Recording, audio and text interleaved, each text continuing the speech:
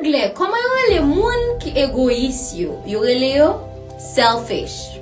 Selfish. Si moun nan négligent, eh bien li careless.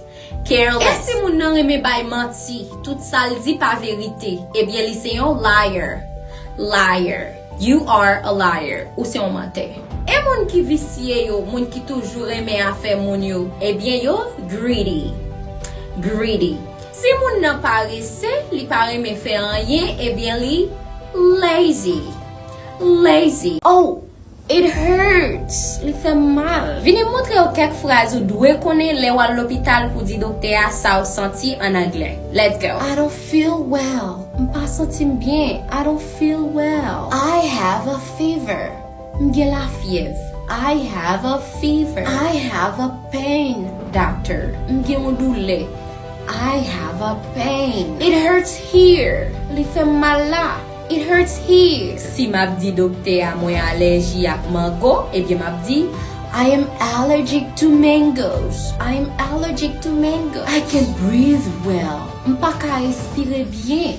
I can breathe well. Ki sa expression sa vle di? He threatened me.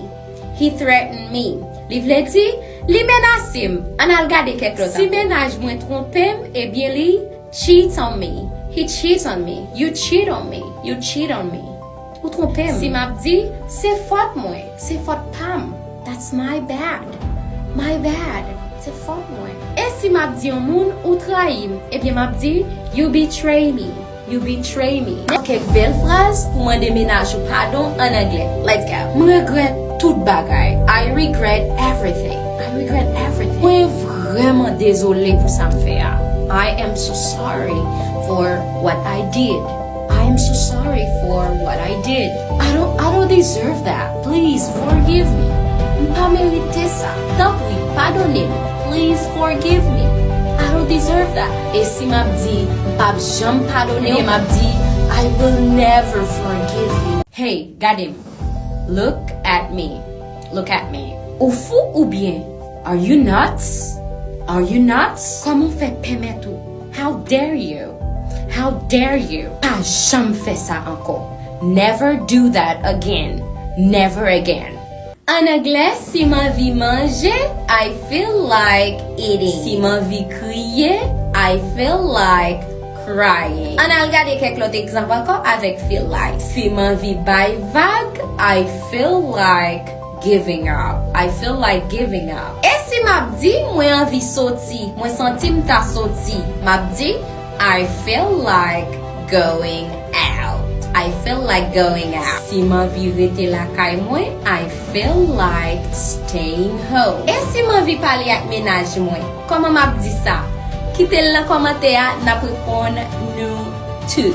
En anglais, si m'di yon moun yon bagay et puis m'a dit, pas dit c'est moi qui dis ça non? Et bien en anglais m'a dit, don't quote me on that. Don't quote me on that. Sa expression ça vle di, I am broke. I am broke. Li vle di, m'raze, m'pa gen l'argent. An al gade kek lot anko. Si m'a di yon moun, sot sou mwen. Get away from me. Get away from me, okay? Get away from me. Et si m'a di yon moun, ou déranger mwen, pas déranger. Eh bien m'a di, don't disturb me. Don't disturb me. Hey, don't disturb me. Vini m'pale ou. Come here. Hey, come here. Vini m'pale ou. Pa mek dim. Ou mek dim. Don't bug me. You bugging me. Okay? You bugging me. Wap mek dim. Si m'a di, elik te joue m'avan, oui? Eh bien m'a di, she curses at me first. She curses at me first. Si wap prepare yon interview HHA ou bien CNA, eh bien mes 4 questions ou dwe préparer ak toute réponse. En allez. Première question, c'est tell me about yourself. Tell me about yourself. Parlem de tetou. My name is Midrine. I am patient, responsible, and I love helping others.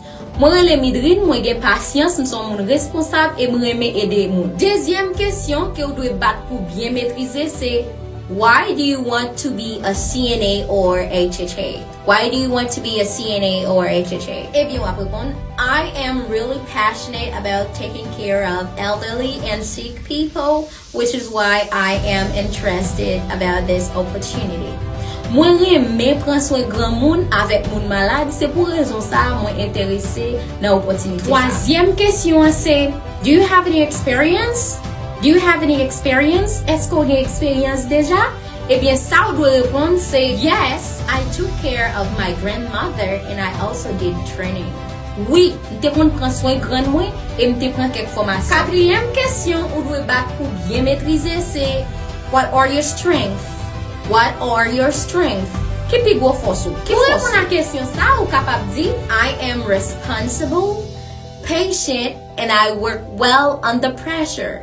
M'son moun qui gen patience, qui responsable et qui travaille bien même l'aime. Si vous êtes un HHA ou bien CNA, eh bien, mais quelques phrases que vous avez besoin de connaître pour utiliser ensemble avec patient. En allez. I will change your clothes. I'll change your clothes. M'a changer rado. Hold my hand. Hold my hand. Kebe même. Hold my hand. Can you hold my hand? Wait, be careful. Fais attention. Be careful. Don't worry. I am here to help you. Pas inquiétez. Moi là pour m'aider. Don't worry. I am here to help you. Okay. Take your time. Listen. Take your time. Attends. Hey, vini me tester level 1 anglais. Comment qu'a dit? Moi pas prêt, moi rasé, pas énervé, pas prêt. Quittez le commentaire, n'a répondre nous. Et trois moun qui joignent toute réponse correcte a gagné une classe anglais gratis avec Teacher Midrine.